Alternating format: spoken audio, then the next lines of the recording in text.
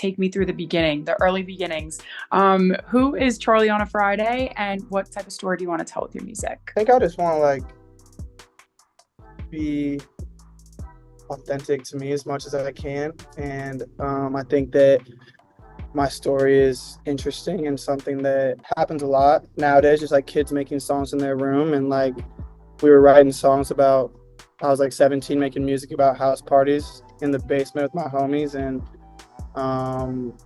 we had a song blow up, and now we're doing tours. We're gonna drop an album. It's crazy. I got like 10 boys on the tour bus with me right now while I'm doing this interview, but Oh my gosh, that is well, insane. So now what's it like being on the road with 10 other guys? I'm assuming they're your really close friends. yeah, I mean, I've known these guys forever. Like, this is what we always dreamed of and what we always talked about. So it's been really dope to see it all play out over these last couple shows. I mean, we just did our first 2 shows of the tour, so like it's very Wow. fresh, crazy. So now can you tell me more a little bit about your live show? What can people kind of expect when they come to your tour? It's crazy. We get wild. Everyone's jumping. It's a good time. We bring the boys on stage at one point. It's good. I'd say it feels like a small little house party in the venue. Yeah. That's awesome. Now, I was listening to a lot of your music as I was getting ready this morning, and some of your earlier things are more like that kind of hip hop kind of bass. But then I'm listening to this new record that we're going to talk about, and it's got a little more country vibe. So, which I like personally. Can you tell me more about what kind of made you want to make that transition with this music? Because it sounds similar but different. I mean, I think that like early on when I was making music too, like my first song that blew up was After Hours, and I think even that song has like a little bit of country influence to it. Right.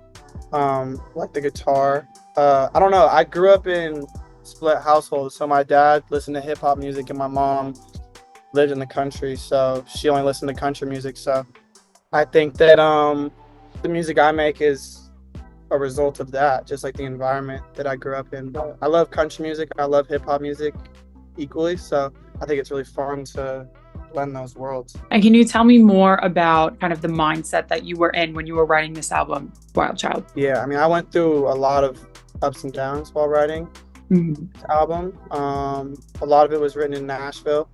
Okay. I think I just tried to be as authentic to me as possible and tell my story over the last year or so. You've been doing music for a while, but I feel like people really started to catch on mid-pandemic type.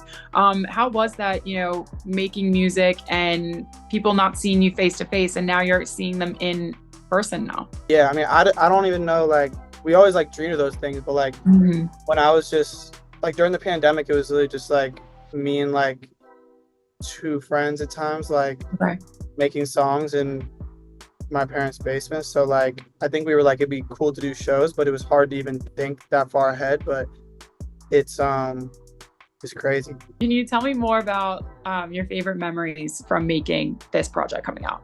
There's a song on the album called I Don't Want to Go Downtown that I think was a super like it was one of those songs where like I had the idea for it, and it was like the song was made super quickly and kind of just fell right off the tongue. And I think that was really like memorable session for me. Do you maybe have a proudest moment when you were making this project that you could touch on? I think finishing an album, I think it's easy to like start this many songs, but to finish and wrap up this many songs is like a whole different beast. And I think that those last couple weeks when we were like adding the finishing touches to the songs and everything, I think that was a proud moment when we were like, all right, like we're done.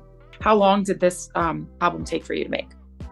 I mean, some of these songs, there's a song there called 81 Camino and a song called I Miss Seattle that were made like a year and a half, 2 years ago. So the music has a long range from when things were made. Like the I Don't Want to Go Downtown song was made in the last like couple months of wrapping it up. So oh wow.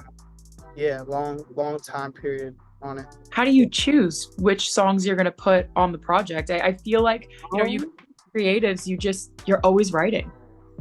Yeah, like I have so many songs in my notes that didn't go on there. I don't know, you just kind of feel it out, I guess. Is there maybe anyone that you'd love to kind of get in the studio with or like put a verse on an artist's song?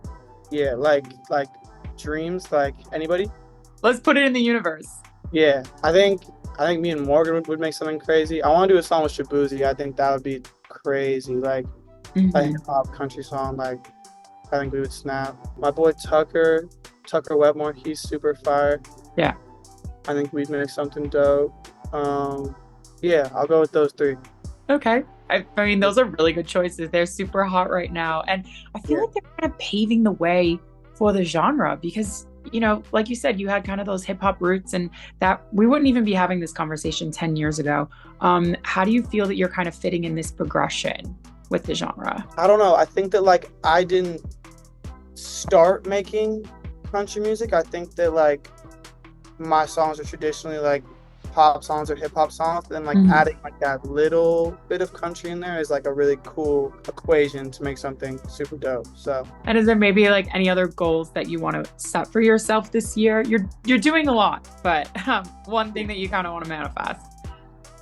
I just want the tour to go smooth. I want to kill every show. I want to put out the album. I want the fans to enjoy it. I'm excited to perform a lot of these new songs. It'll be my Mhm. first time performing them. So yeah, I think just wrap up this tour, put the album out. Okay. And I know this is your headlining tour, correct? Yeah, And I know you've shared the stage with like Tate McRae and a bunch of other big names. How would you say being as direct support kind of helped you to mold into who you are for your live show? yeah.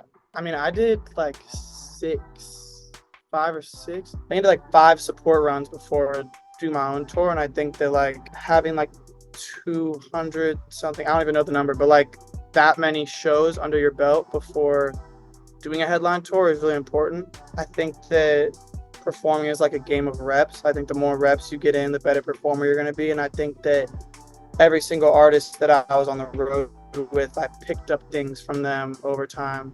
Like being on the road with Macklemore was like, I think he's one of the greatest performers ever in my eyes. And I think Mhm. that getting the opportunity to watch him every night and like pick up, I think he's just so amazing at like commanding a crowd and being able to talk to the crowd and being so comfortable up there like effortlessly. I think that watching him really, really helped me for sure. That's awesome. Were you guys Same kind of with Tate too. Like everyone I've been on tour with, like you take things from the performers watching them. okay? Okay. Would you say, because I know you touched a lot on Macklemore, would you say he's kind of like a mentor to you? How was that dynamic when you were playing shows with him? Yeah, I mean it's like I couldn't even tell you how many shows he's probably done, but like I really look up to him. I've looked up to him since I was a kid, like being a kid from Seattle, like, Yeah. he's that guy. Yeah. Um, but no, he's helped me throughout my career in so many ways, and I'm super blessed to have a person like that in my life to help me and someone who's been through it already. For sure. That's incredible. And I have time for one more question. So we are Celeb Secrets. Um, what are maybe some like secrets or fun facts? They could be hidden talents, really kind of something that people don't know about you just by listening to your music. Oh, I love Fortnite right now. I love Fortnite right now. I'd say that. I don't talk about Fortnite in the songs. Okay. And there may be any like secrets when you're making songs that we wouldn't know? Like, is there like a certain Um, ritual that you do? nah. No? Um, I think my friends play a big part of it. Like having your homies in the room with you when you're making a song, I think can set the vibe.